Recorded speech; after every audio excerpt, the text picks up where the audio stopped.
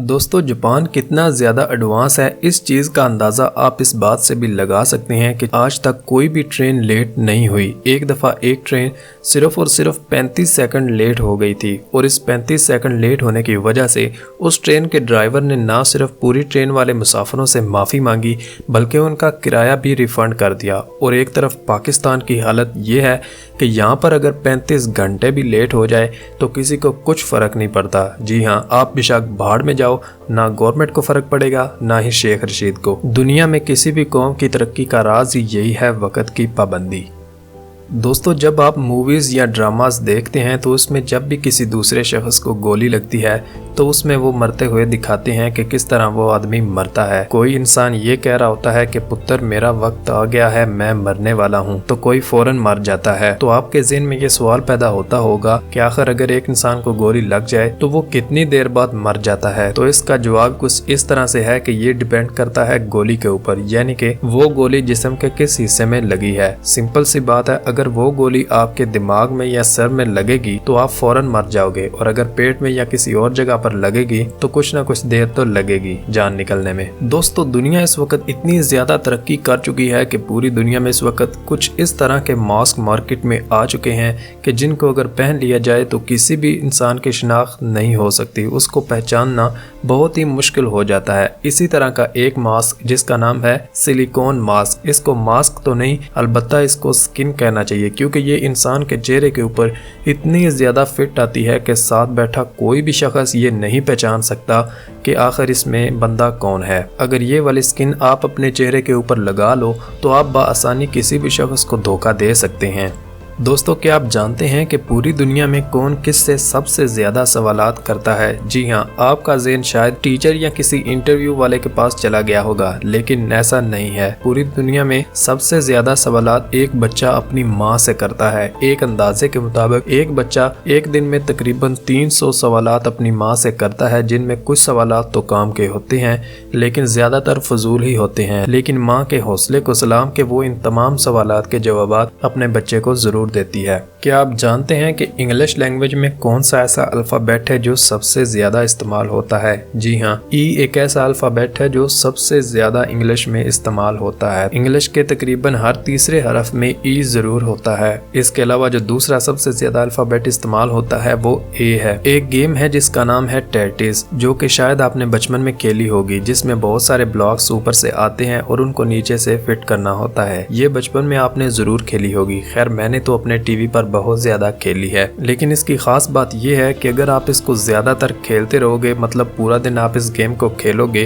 तो आपको रात को सोते हुए भी आपके ख्वाब में यही ब्लॉक्स चल रहे होंगे। और अगर आप किसी भी बड़ी चीज को, पहाड़ या बिल्डिंग को देखोगे तो आपको ऐसे ही लगेगा जैसे वहाँ पर भी कुछ इस तरह की गेम चल रही है। दरअसल ये एक बीमारी है जिसको टेट्रिस सिंड्रोम कहते हैं। ये एक साइकोलॉजिकल फैक्ट है। जब हम इस गेम को ज्यादा खेलते हैं तो हमारा दिमाग खुद ब खुद इस गेम को हर जगह खेलना शुरू कर देता है।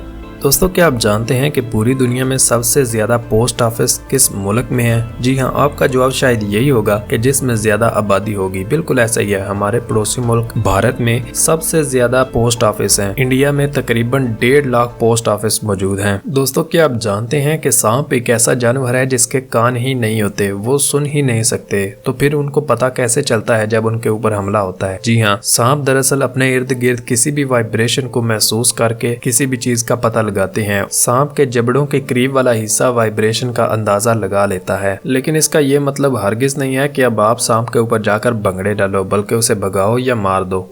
दोस्तों, दुनिया में पागलों की कमी नहीं है और ख़ास करके भारत में तो लातादाद हैं। जी हाँ, ऐसा ही एक वाक़या पिछले दिनों देखने को मिला। एक शख्स जिसका नाम संदीप पटेल था, उसने ये दावा किया कि वो इंसान है ही नहीं, वो दरअसल एक सांप है और वो एक नागन से शादी करना चाहता है। ये बात उस वक्त ज़्यादा फैल गई जब इसने बाकायदा तौर पर पंफलेट और शादी कार्ड बनवाकर पूरे इलाके में बांट दिए। ये बात उस इलाके से निकल कर पूरे मुल्क में और फिर पूरी दुनिया में फैल गई कि इस तरह के लोग भी इस दुनिया में हैं। फिलहाल उसको पुलिस ने पकड़ लिया और कैद कर दिया। अब बंदा इससे पूछे कि सांप के साथ शादी करके तू उसका करेगा क्या। एथियोपिया का एक जवान है जिसका नाम है बेला शुआ और इसकी खास बात ये है कि ये एक साइकोलॉजिस्ट है और ये पूरे दिन में 3.5 घंटे रोजाना हंसता है। इसको चाहे गम हो या खुशी हो, चाहे कोई भी मौका हो, ये रोजाना 3.5 घंटे हंसता जरूर है। इसका ये कहना है कि इस हंसने की वजह से इसकी लाइफ बहुत ज्यादा खुशगवार रहती है, इसको किसी तरह का कोई भी गम नसीब नहीं होता। और इसी चीज की वजह से इसने अपने इलाके में एक स्कूल भी खोला हुआ है जहाँ पर ये लोगों को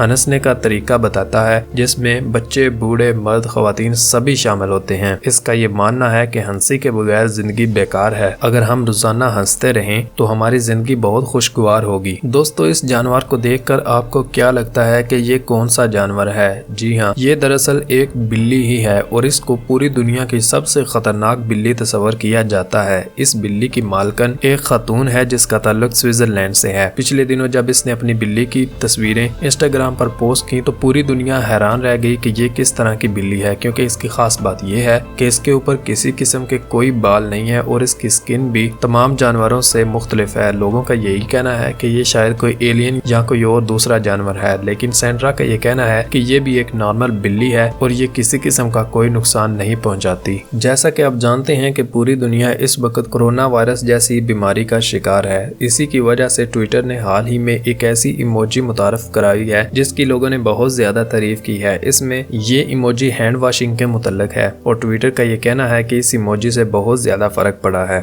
दोस्तों, चाइना सिर्फ टेक्नोलॉजी और इकोनॉमी में ही दुनिया से आगे नहीं बल्कि हर मैदान में वो तरक्की कर रहा है। ऐसा ही एक वाकया पिछले दिनों देखने को मिला जब एक चीनी औरत ने 1 घंटे में 1000 लोगों का फेशियल करके एक अनोखा रिकॉर्ड अपने नाम किया। अगर आप कोरोना पसंद है और आसपास के लोगों को देखकर आप अपने आंसू नहीं बहा सकते तो कोरिया चले जाइए। जी हाँ, कोरिया में एक ऐसा होटल है जिसके कुछ ऐसे कमरे बनाए गए हैं जिसमें आप जी भर के रो सकते हैं और ये कमरे सिर्फ और सिर्फ रोने वाले लोगों के लिए ही बनाए गए हैं। इस कमरे में बेहतरीन किस्म के टिश्यू और रोने वाली फिल्में रखी गई हैं ताकि आप जी भर के रो सकें और किसी को भी पता ना चल सके। इन कमरों के बनाने का बड़ा मकसद औरतों के ज़हनी दबाव को कम करना है और इस तरह के एक कमरे का किराया एक रात का $80 है। दोस्तों, आपको क्या लगता है कि रोने के लिए इन कमरों की जरूरत पड़ती है या नहीं? हमें कमेंट बॉक्स में जरूर बताइएगा। कश्मीर के एक अब्दुल रशीद नामी शख्स ने एजुकेशन बोर्ड का मयार देखने के लिए अपने दाखिले के बजाय एक गाय का दाखिला बोर्ड की तरफ भेज दिया और उस दाखिले में गाय का नाम कचरगा रखा गया और सभी लोग ये देखकर हैरान रह गए कि जिस गाय का दाखिला भेजा गया था उसका दाखिला हो भी गया और उसके नाम के ऊपर बाकायदा तौर पर रोल नंबर स्लिप भी आ गई जिसमें उस गाय की तस्वीरें और उसका नाम और वल्दियत भी सामने आ गया था। अब्दुल रशीद का ये कहना है कि उसका मकसद किसी की दिल आज़ारी नहीं था बल्कि वो ये देखना चाहता था और दिखाना चाहता था कि तालीमी बोर्ड किस कदर गिर चुका है। दोस्तों, वो कैट एक ऐसी बिल्ली है जो कि जंगलों में रहना पसंद करती है, आबादी वाले इलाकों में बहुत कम जाती है, लेकिन मजे की बात यह है कि ये कैट सबसे ज्यादा कोरिया में पाई जाती है। इसके अलावा पूरी दुनिया में कहीं भी नहीं पाई जाती। दोस्तों, आपने मकड़ी का जाला तो देखा ही होगा, लेकिन क्या आप जानते हैं कि ये कितना ज्यादा मजबूत होता है? जी हाँ, पुराने जमाने में मकड़ी के जाले को इकट्ठा करके इसकी बैंडेज बनाई जाती थी। जी हाँ, रूम और ग्रीस के डॉक्टर इसको बैंडेज और मरहम के तौर पर इस्तेमाल करते थे। 2015 में एक अमेरिकी शख्स अदालत चला गया और उसने रेड बुल कंपनी के खिलाफ एक दरख्वास्त दायर की जिसमें उसका ये कहना था कि वो पिछले 15 साल से रेड बुल पी रहा है लेकिन आज तक उसके पर नहीं निकले, क्योंकि रेड बुल की ये टैग लाइन है कि red bull give you the wings, यानी कि अगर आप रेड बुल पियोगे तो आपके पर लग जाएंगे। ये केस मजाहिया तो था लेकिन रेड बुल कंपनी को इसके ऊपर जवाब भी देना था, तो रेड बुल कंपनी ने इसके ऊपर हार मान ली और उस शख्स को $13 मिलियन भी दिए जिससे उसकी तो लाइफ ही बदल गई। उसके बाद रेड बुल ने ये वाली अपनी टैग लाइन ही हटा दी। दोस्तों, आपने ये देखा होगा कि जो पायलट्स एयरक्राफ्ट्स उड़ाते हैं वो दरअसल एक हेलमेट को भी पहनते हैं, लेकिन क्या आप जानते हैं कि ये हेलमेट दरअसल कितने का होगा? आपके ख्याल में ये कितने का होगा? एक बाइक का हेलमेट ज्यादा से ज्यादा 3-4 हजार 5 हजार का होता है, लेकिन अगर हम इसको चलो 20-25 हजार भी मान ले तो क्या आप यकीन करेंगे? आप यकीन कर लेंगे, लेकिन ऐसा नहीं है। इस हेलमेट की प्राइस 1-2 लाख नहीं बल्कि इसकी कीमत 2.5 करोड़ रुपए तक होती है। जी हाँ, 2.5 करोड़ रुपए का सिर्फ और सिर्फ एक हेलमेट। इस जदीद तरीन हेलमेट में दुनिया का बेहतरीन कम्युनिकेशन सिस्टम होता है और इसी से पायलट ऑक्सीजन भी लेता है। है। यही वजह है कि इसकी कीमत लाखों में नहीं बल्कि करोड़ों में होती है। मुझे यकीन है कि आप इसके बारे में पहले नहीं जानते होंगे। तो दोस्तों, ये थी आज की हमारी वीडियो, ये थे आज के हकाइक। उम्मीद करते हैं कि आपको वीडियो पसंद आई होगी। वीडियो को लाइक करें, शेयर करें और वीडियो का कौन सा पार्ट आपको अच्छा लगा हमें कमेंट बॉक्स में जरूर बताएं। चैनल पर नए आने वाले तमाम दोस्तों से गुजारिश है कि वीडियो के नीचे सब्सक्राइब के बटन को दबाकर हमारा चैनल जरूर सब्सक्राइब करें और बेल आइकन को भी प्रेस करें। मिलते हैं अगली वीडियो में, तब तक दीजिए इजाजत। खुदा हाफिज।